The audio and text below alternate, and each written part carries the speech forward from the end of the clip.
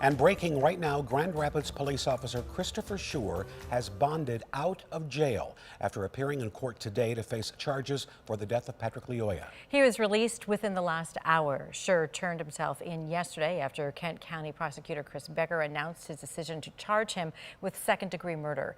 On April 4th, Officer Schurr pulled over Patrick Lyoya on a license plate violation.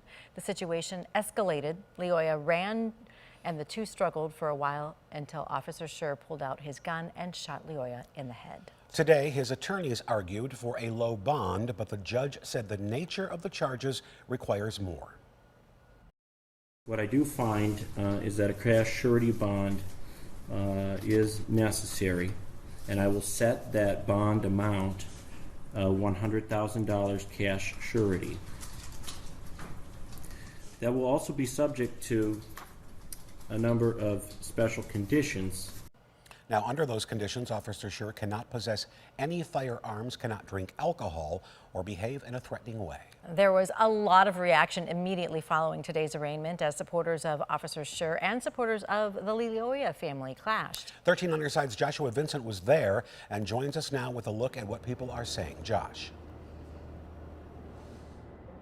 Hey, good afternoon, Kirk and Val. Yes, things got pretty heated right here behind me at the Kent County Courthouse on the 7th floor as supporters for both Patrick Lyoya clashed with backers of Officer Officer Schurr. Take a look at some of this video from earlier.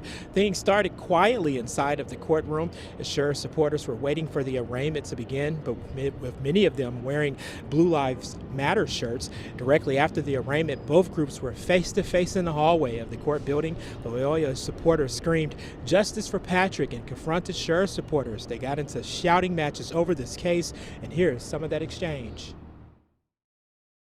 Look at the protections you are afforded, and you're looking at us like we're crazy. Understand that he is a murderer. I just had somebody over here tell me that it wasn't justified that he was murdered, but yet it's not justified that he's in there. I can't state my opinion, which probably is a lot more reasonable than what they think. There will always be justice for Patrick.